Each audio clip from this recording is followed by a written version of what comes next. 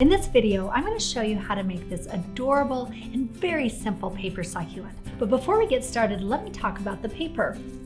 After so many years of designing and making paper flowers, I have found that this text weight, lightweight, frosted paper is my absolute favorite. So I am so excited to introduce 6 different packs of different colors just for you. And we've arranged them in the melon pack, citrus pack, stone fruit, berry, conifer, and the succulent pack. So let's get started with the succulent.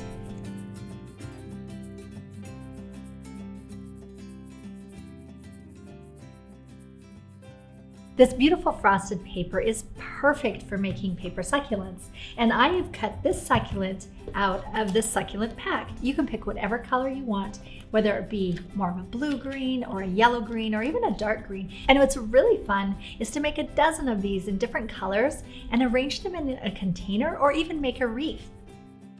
For this succulent, I have cut 5 different sizes and each of them have 2 pieces, so I have 10 total. So the first thing we'll do is shape all these leaves. And I'm going to use my curling tool, and this was made exactly for this task, but if you don't have one of these, you can also use the edge of your scissors. I'll place the paper on the curling tool and put my thumb right on top, and then I'm just going to drag that paper right through, and I'm holding the base of it so I don't rip the little leaves off of the succulent.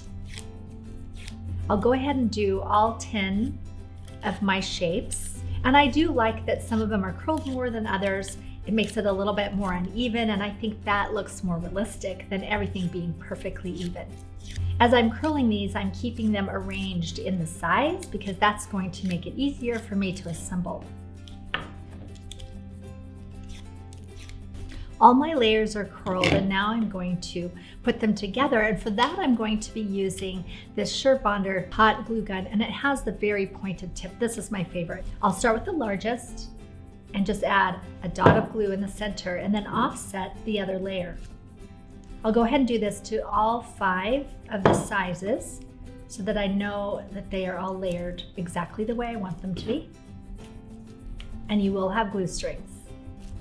Then I will go ahead, make a little circle on the back of my smallest piece, and I'll start layering them into the larger pieces one by one. I'll try to rotate and offset those as I add the larger pieces. I'm holding this to let it cool. Then I'll slide my fingers between the layers, especially in the smallest layers, and just gently nudge them upward to give it this really pretty shape. And there you have a little succulent. To make this succulent, you'll find the SVG cut file if you have a cutting machine, or the PDF if you want to cut it by hand, in the link below.